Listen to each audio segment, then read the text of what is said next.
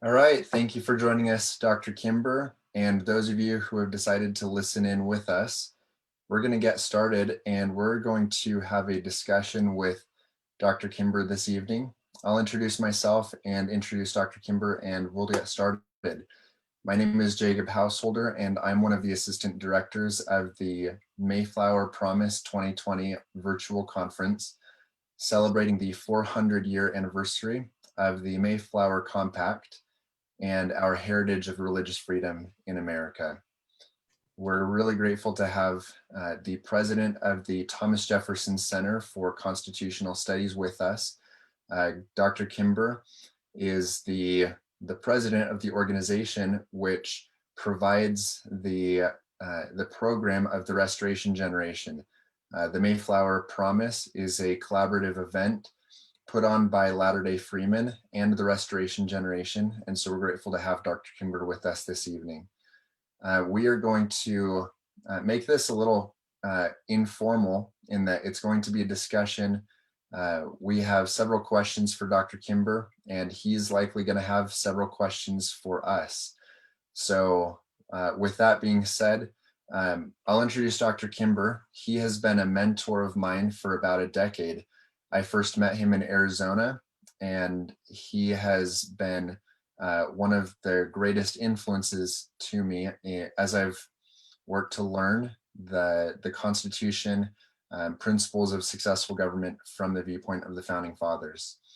I am now in Idaho, calling out of Rexburg. Glenn Kimber is calling in from Grouse Creek, Utah, and we wish it was in Idaho. That would make it a little bit easier to visit. And we have individuals calling in from Utah, Idaho, Virginia, and hopefully listening in from all over the country on our Facebook Live broadcast. Glenn Kimber has been involved with the Liberty Movement for several decades. His father-in-law was Dr. W. Cleon Skousen, and we'll have a discussion more about him and that relationship later during this call. But I'm grateful for you, Dr. Kimber, for the time and patience that you've invested into myself and those of us who are participating in the Restoration Generation. We're glad to have you on this call with us. Well, thank you very much, Jacob, and good to see all of you there with Heather and Sue and different ones of you. What a treat to be able to be together and talk about this very, very important event. First, let me congratulate you young people on putting together this Mayflower Honor Time. This is a great idea, and to be able to get different ones of us that have got a great love and passion for America to be able to share our feelings and our ideas, our concepts, and what the Mayflower Compact meant to each of us. But I'm kind of hopeful that you don't mind my asking some questions or two. But how did you come up with Mayflower Promise as the title for this? Well, Jacob's going to have some input on this, but it started with us spending some time together 2 months ago and deciding that we needed to do a collaborative event together between our organizations. Jacob, why don't you speak to that a little bit about how we came up with the religious freedom as the topic of the collaborative event that we wanted to do, and then we can talk about the name. Yeah, and we got two Jacobs. Is that a two is better than one, they say, I think. So the impetus behind the conference is that I'm the founder of an organization called the Latter-day Freemen, dedicated to inspiring, educating, and empowering Latter-day Saints in defense of the principles of freedom as taught by the Founding Fathers, by scriptures, and by Latter-day Prophets and other inspired thinkers. And one of the things that we want to empower Latter-day Saints to do specifically is to stand up for religious freedom. We believe that we as members of the church, as Christians, have a special responsibility to defend religious freedom. And as Jacob and I were spending time together, and I was discussing how we as Latter-day Freemen, we needed to do something to start to act on that aspect of our mission. And the thought came to my mind is like, well, the Pilgrims came to America and to seeking religious freedom. I better Google and see when they came, because that would be a good event. That would be a good event to commemorate. And so I Googled it and I saw, oh, it's November 11th. Wonderful. So next year, we'll have to do some big event for the arrival of the pilgrims. And then I happened to glance at the year they arrived, 1620, and I was like, oh no, we have to do something now. It's 400 years. And so that was the impetus behind this conference, is realizing that, we are 400 years from one of the most momentous occasions in world history, an occasion that was prophesied by ancient prophets and has brought untold human flourishing and blessings to those of us who live in this country. And the blessings that we've received from religious freedom continue to spread throughout the world and one day fill the world. And it's important that we recognize that. We're so grateful for the sacrifices they made and that everyone here has made to make this event possible.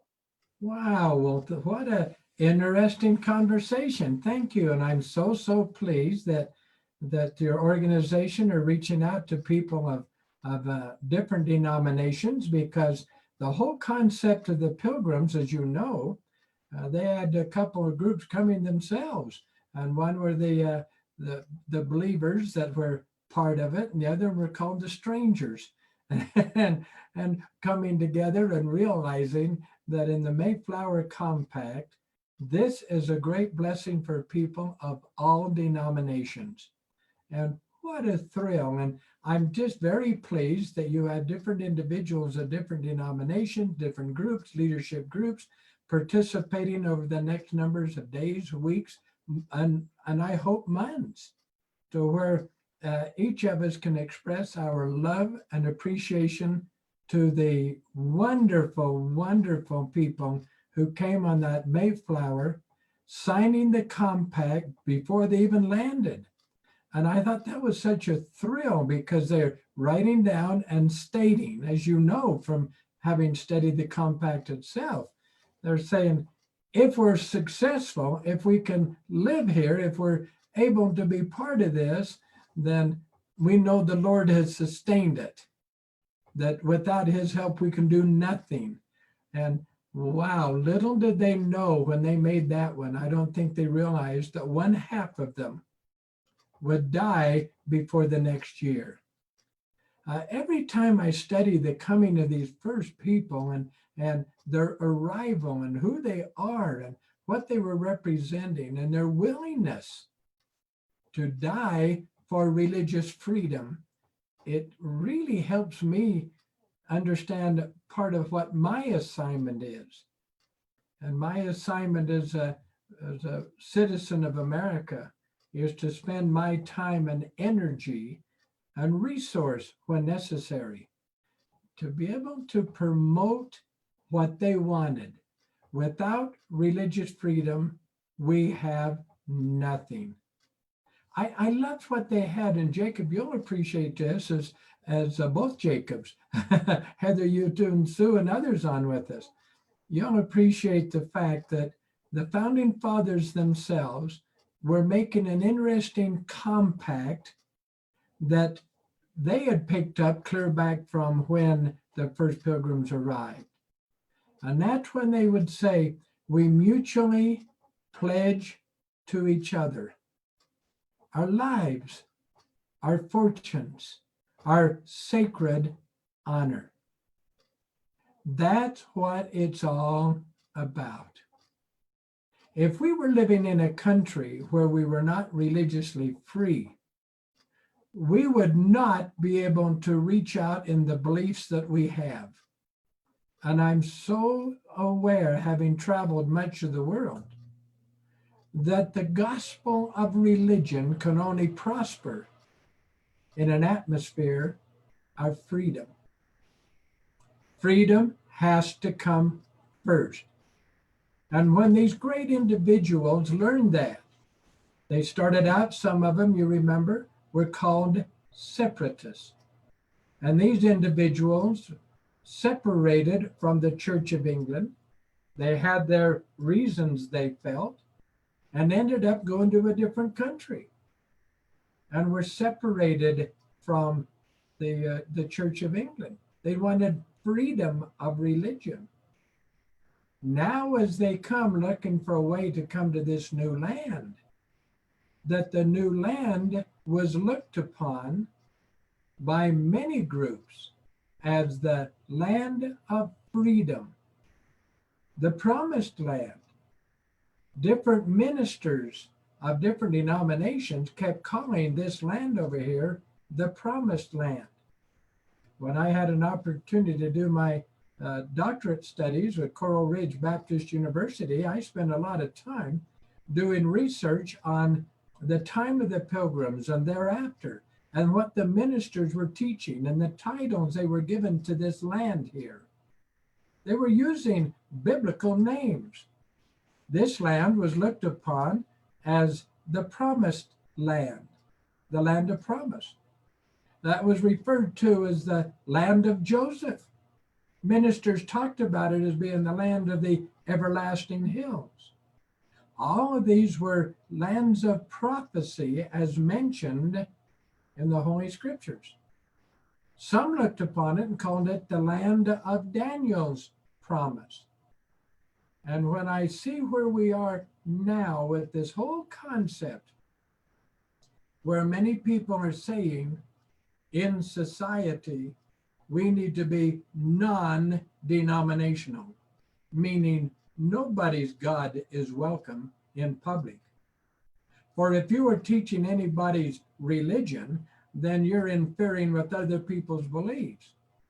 Wow. That is so different than what the original pilgrims were talking about when they said we're coming to this land to give freedom of religion. And for many years, this land was called not the non-denominational, but the multi-denominational land, where everybody's God was welcome. Now they've learned over experience that you should not have the church in charge of government, but at the same time, you must never have the government independent from religious beliefs. And you'll appreciate it. And Heather, as you're raising and planning the future and raising a family and all the wonderful things that you are doing, you will learn what Grandpa has learned over the many years. The whole purpose of life rotates around the family. The whole purpose of the Mayflower Compact was to protect the family. As the people were married and the ministers pronouncing the marriage on them, often they would take hands with the husband and the wife, and they would mutually pledge to each other our lives, our fortunes, our sacred honor. The Mayflower Compact was designed to protect families. Later, the Constitution was established to protect families. Every aspect to protect families. To do what? To protect them and an opportunity for them to worship together in the land of promise, the land of the everlasting hills, the prophesied land of Isaiah and of Daniel and of others. And I was so honored when Mr. Householder, you were kind enough to invite me to be part of this opportunity, to be able to join my beliefs in the sacredness of religious freedom in this land. If we ever lose that, we will lose all purpose of life. Life will be in existence, but not with purpose. And when I get to travel around the world and see the reality of countries where religious freedom is either under great restriction or not allowed at all, I see the difference in people's eyes and expressions, in their purpose of life. Why have a family? What it's all about. And oh, I'll tell you, I am so thrilled that my Creator is allowing me to live my life in this land. And I am so thankful to the pilgrims who were willing, 100 of them, 35 of them with one particular religious idea and concept, and the rest different. But worshiping together, being able to exist together. And wow, I believe with the compact, if they're successful and being able to establish a nation that is religiously free and tolerant, then they succeeded in what they did. And religious freedom is not for any one denomination. America is a multi-denominational land. And behind me, I have hanging on my wall here in my little office, a blanket that was made by a wonderful, wonderful friend who's part of your group. And she's just been a wonderful adopted granddaughter. I think it's wonderful the different ones of you let me have you as adopted grandkids. I love being a grandpa and having the opportunity to have 8 children with my wife and I, and 31 grandchildren, and now some great grandchildren. To be able to have a whole bunch of adopted kids, I love it. You guys are wonderful.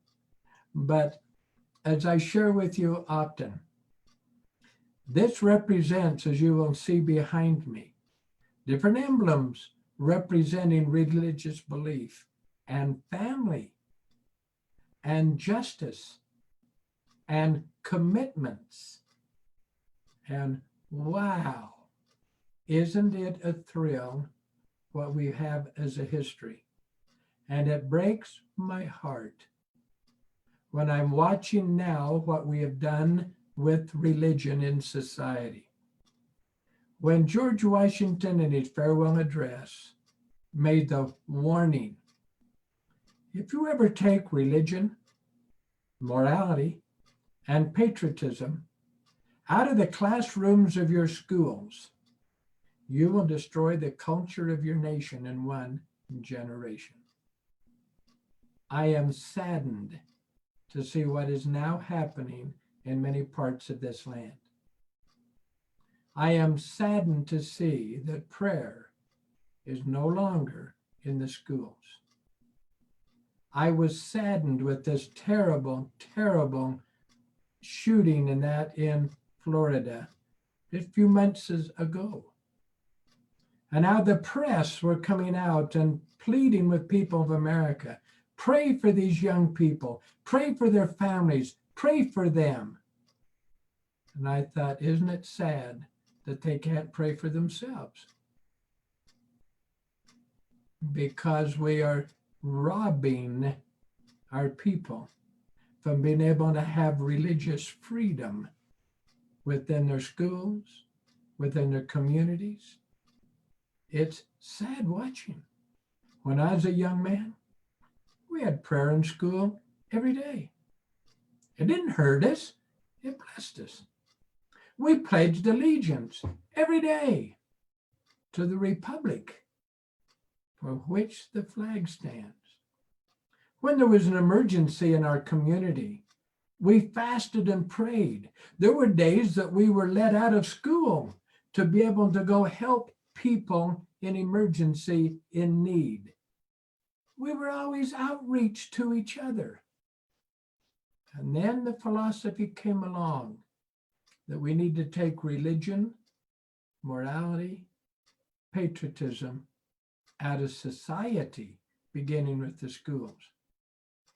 So after I finished my first doctorate degree in the study of the Constitution, and studying what Jefferson warned and what Washington warned and what the other founders warned, if we start taking religion and morality from society, I wanted to know what happened. Why did we do it? Who directed it? Who wanted it? So I decided to get a second doctorate degree and do my dissertation on the story of America and how religion, morality, and patriotism was taken from society. And I was able to document that over $1.25 billion was spent to attack the founding fathers of this land, including the Pilgrims. And how lies were made up, false documents were made up, trying to show the founding fathers of all different ones, from Bradford clear back with the Pilgrims, all the way down, even attacks on Columbus, where they made up documents about them being, quote, evil, immoral, how terrible they were, and how their constitution and the documents they had, the Mayflower Compact and different ones, how bad they were and taken away the freedom of the people. I'll tell you, when I got done with that dissertation, I was not angry with people. I was disappointed with the ignorance of our citizens. It's been so long since we went back and studied what America really was, what it was founded on. To study what the people really were. Was Franklin immoral? No. Did he have all kind of inappropriate? No. Was Washington immoral? No. Jefferson? No. We have the documents and proofs all the way back through. These were good men. Bradford, a good religious man. And how for 30 times they elected him into leadership position. How without him and the wonderful Pilgrims, the separatists, the strangers, they referred to different ones as, their willingness to have half of their family, half of their people die just the first year because they wanted religious freedom more than anything else. We need to know their lives. We need to study their motivation. We need to get back to what we know happens. And when the good book tells us, and you know what we mean by the good book, it's the Bible, that you know by the fruit. America went from a new nation back in the 1600s to where it now had gone through the greatest free nation in the world. Why? It was because of freedom of religion. You take that away, and America will go down, down, down. Not only of its influence throughout the world, but of its success factor. The Pilgrims were correct. God's hand is in this land. I believe with all my heart, this is a land of promise. But I know enough from the study of the Holy Bible. If the people want a king, the Lord will let us have one. If we want a nation without religion, he'll let us. If we want a country where family is no longer important, we would have it. Everything that we have and want, it's because of the commitment with the heavens that they will bless the land as we obey the commandments of God. And Jacob, when you ask me, Dr. Kimber, what are some of the things we need to do? Number one, this is quote from a tremendous man of a religious leader and a great man who served for years in the government. I apologize.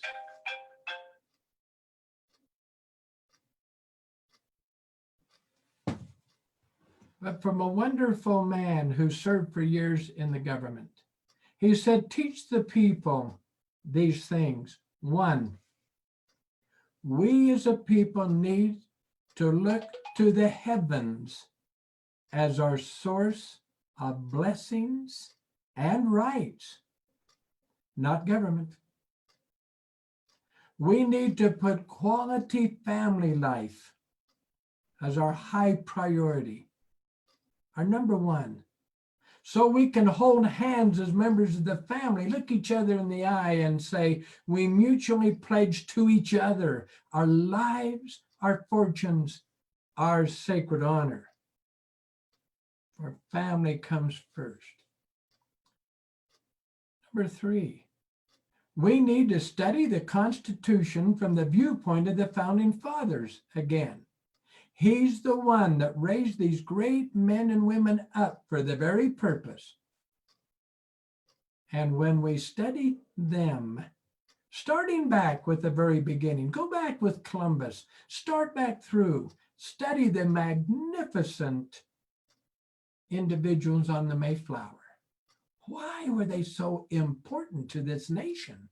You're going to hear that over the next number of weeks and months. Yes. And we need to know the Constitution from the viewpoint of the founding fathers.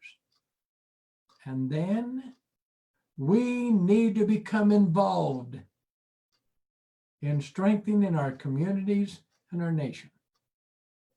I thought it was interesting that the Lord would say, I wish that you were hot or cold, but when you are lukewarm, I can't use you.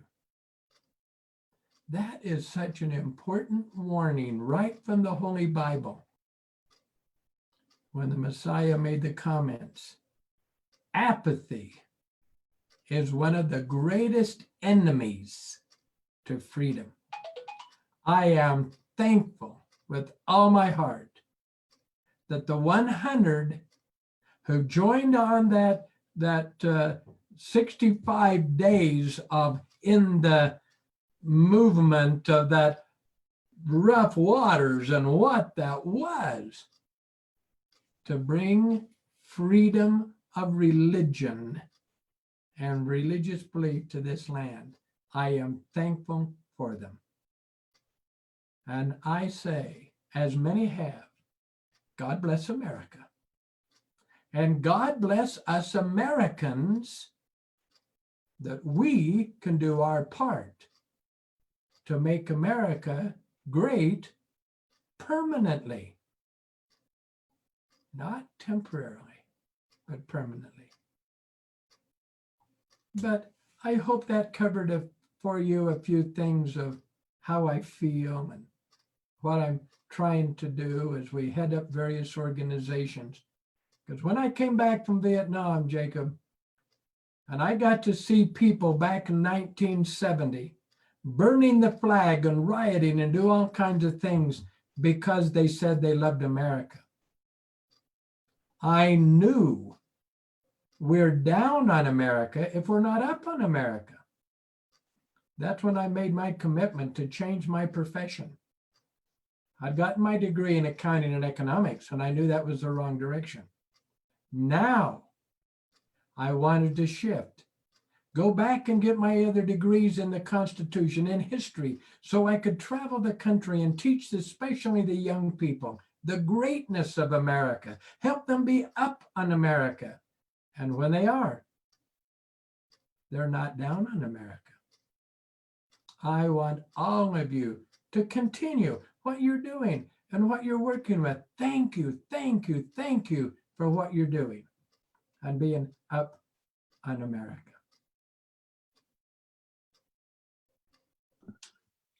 Thank you, Dr. Kimber. We have a few questions that if you're willing to spend a few more minutes with us, I'd like to turn a moment over to Heather Nielsen. She'll ask you a question, and then we have a couple to follow that.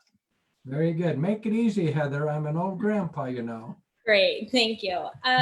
So the first question has come up a couple times as I've discussed this conference with people, and that is, let me see how to word this, the obligation of people of faith in the balance between liberty and discrimination.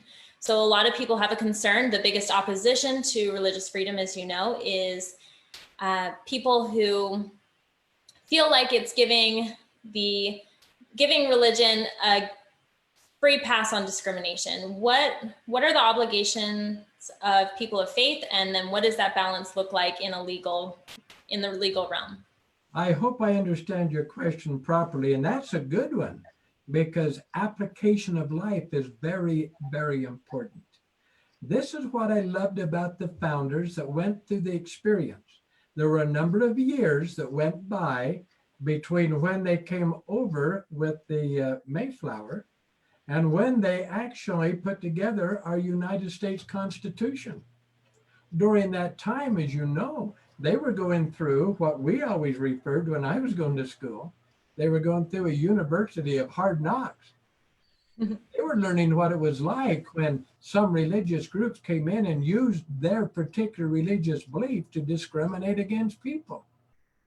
And others were going different directions and wanting to have a church running the government. And the founders had to go through a learning experience. And the Lord taught them well. And when they got through and got up to the Constitution, now they knew how to put it together. And when you go through the Constitution from the viewpoint of the founding fathers, you will see how Jefferson's great declaration and Declaration of Rights, we call it the Declaration of Independence. They didn't. They knew that they'd already been separated from England by the king in December of 75. So now Jefferson goes through and he reads and spends hours and hours and hours in the book of Deuteronomy, 16 days. And after 16 days, it comes out with the Declaration and talks about rights.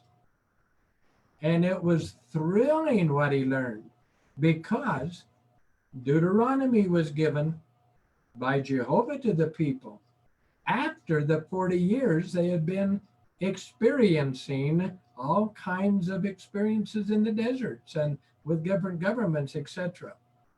And they needed to learn application.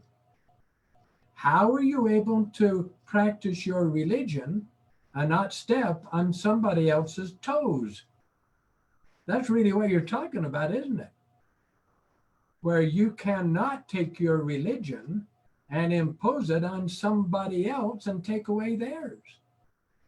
And that is the marvelous, marvelous definitions and explanations the founding fathers used when they gave us the Declaration of Rights, we call Declaration of Independence, the Constitution, the Bill of Rights, with the preamble explaining the Constitution itself and the preamble explaining the Bill of Rights. And when you get done, you get to see your rights and your religious beliefs cannot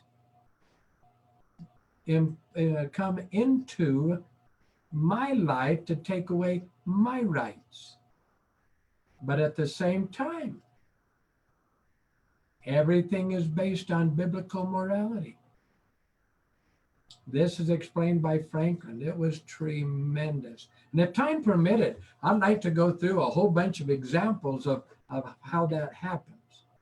But our rights to worship cannot infringe on your rights, and vice versa. So it seems like, I guess what I'm getting from that is that right is a fundamental right, and it's a part of the First Amendment and arguably among the most important of our rights. But the other, I guess, the conflicts that come, things like people say that religion, religious discrimination lawsuits and things like that, being able to, people saying like a religion should be required to do X, Y, and Z, or a person of faith should be required to do this. I guess what I got from what you're saying is that the right of freedom of conscience supersedes all of those other issues or wants in society.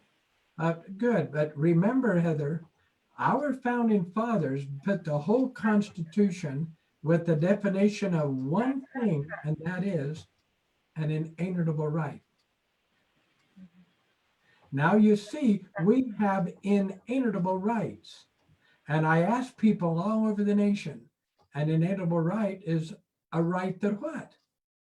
They always say comes from God. And I'll say, to do what? Anything I want. No, it is not. This is why the founding fathers said, the Constitution's built for a moral and religious people and is totally inadequate for any other.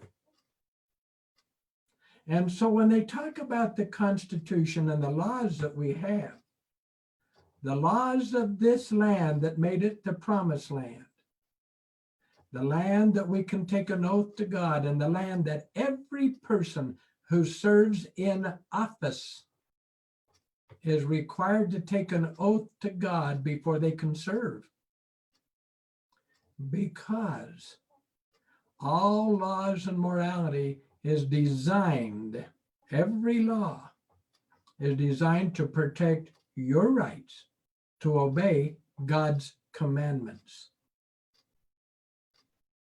And so when we say, thou shalt not steal, we have a law that if you do, you're going to get spanked, right?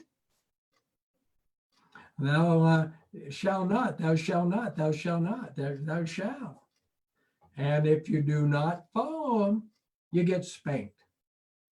See, all of this we need to study again. But when we take that out of the classroom, then in ignorance, young people start saying, well, wait a minute. I have the right to do anything I want to do. If I feel like doing it, I have the right to do it. They've never studied the founding fathers. They've never studied the Constitution, and they've never studied society as its rights. I think it was very interesting that many years ago with the founders, clear back with the Pilgrims, if a man profaned in the presence of a lady, he could go to jail. He could be in the stockade.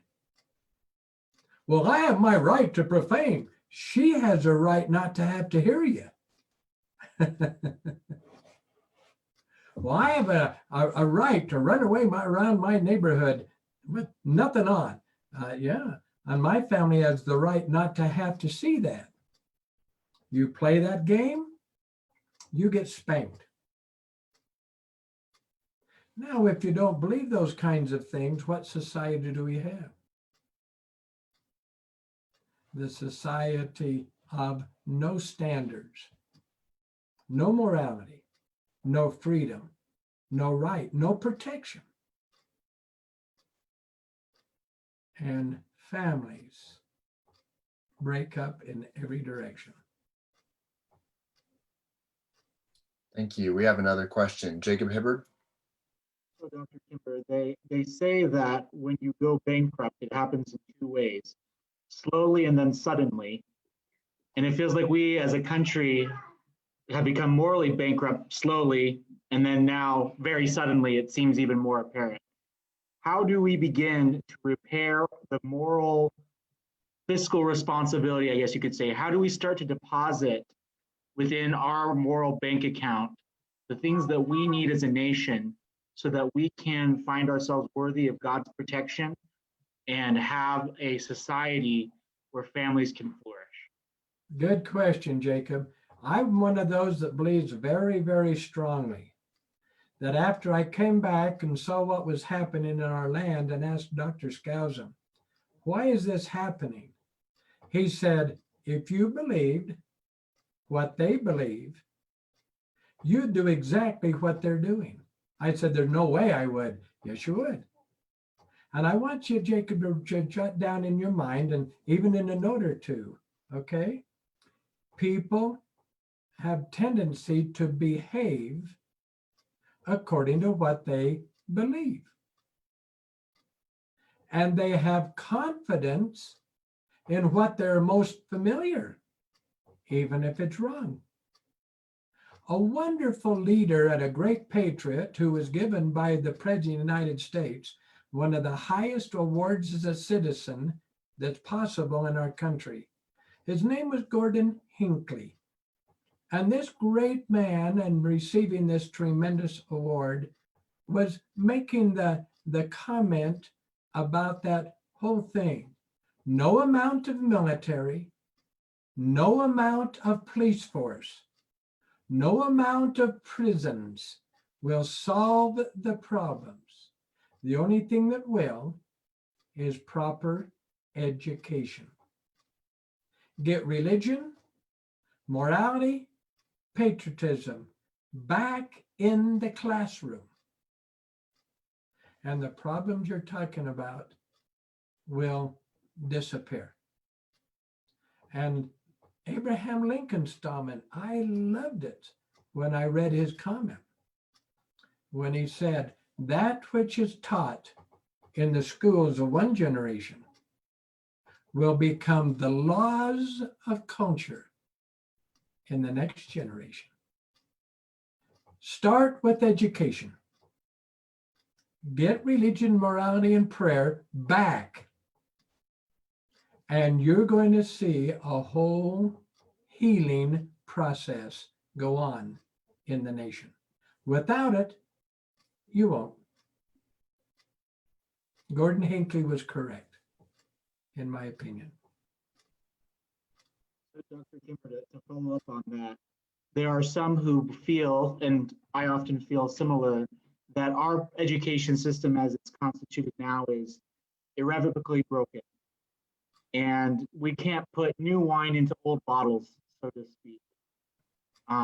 Do you share that view? Do you feel like our public education system can be salvaged? Or do people of faith and people who want to restore religion and morality and patriotism into the education of our country, are we better looking at creating other platforms and looking elsewhere to, because you can provide education without schools? I was just well, as you know, Jacob, I've been involved now in better than 30 years in running private schools all over the country and been involved with them. And people will say, well, what about public school? I said, it's not public, it's controlled. If you want to heal our educational program, I'll tell you how to do it. Get rid of the bureaucracy part of education and turn it back to mothers. You see, if you are running the educational system out of Washington, D.C., you're going to be at a minimum standard. Get rid of the federal education boards.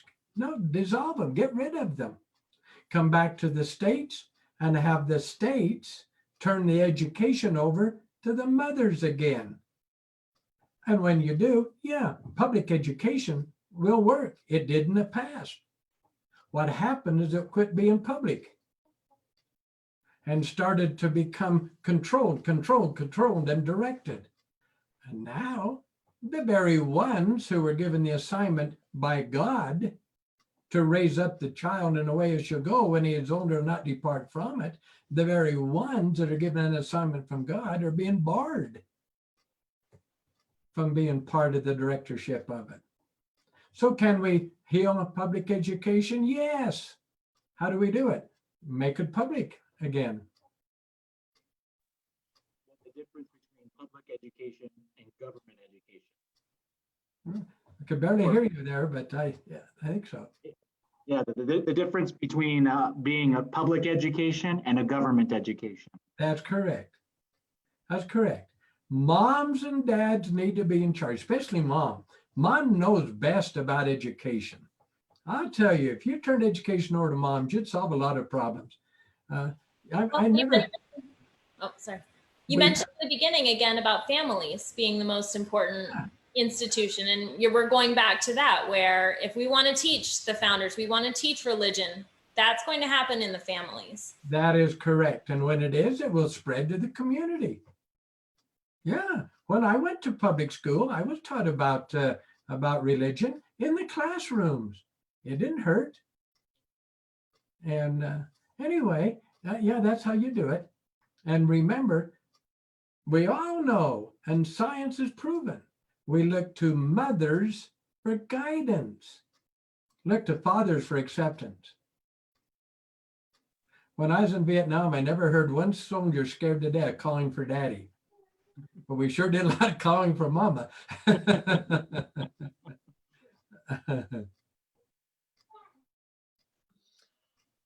All right, Dr. Kimber, I have a short question. The answer may be long, but the question is short. Can you speak to the difference between the freedom to believe something and the freedom to practice that belief? That's good. That's good. The founding fathers, Jacob, talked about private morality and public morality. Private morality was between an individual and their creator. It was between them. They could do anything, and that accountability, everything was them. Anything they wanted to do, they could do, as long as it was just between them and their creator. As soon as you have two or more, now it becomes public. And now they said you have a public responsibility and public authority to make sure that each community could determine their own standards of morality, decency, and safety. Did you hear that? Each community could determine their own standards of morality, decency, and safety. And that became a wow for this nation. It allowed us to go from coast to coast and border to border. And religion and the method and the message of the pilgrims became the message of our nation.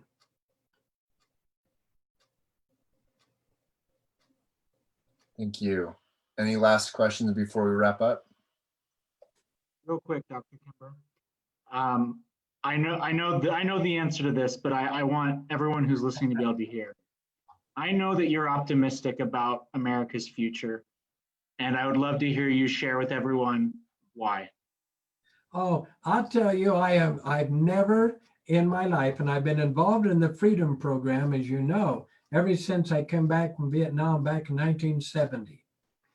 And I've seen this nation going in every direction. It's been very interesting, but I've never been as optimistic as I am right now.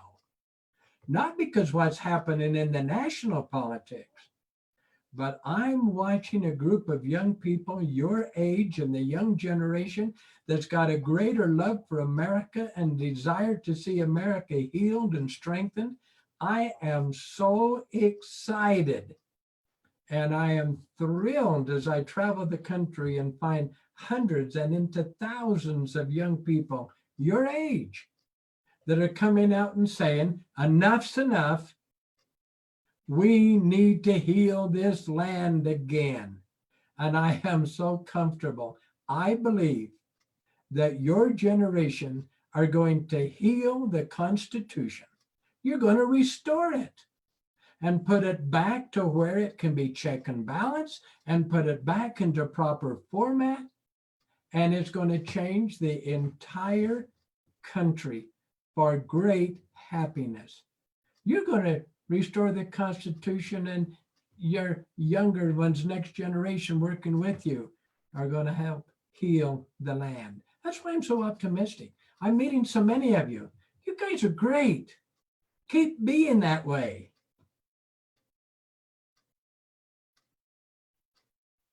Thank you, Dr. Kimber. All right, we're going to wrap up. that was a religious freedom discussion with Dr. Kimber.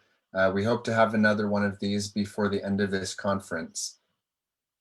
We have several videos scheduled for tomorrow and throughout the rest of this week. Please check our Facebook page, the Mayflower Promise, to see the schedule for this conference. We also have a constantly updating agenda for this conference on our website.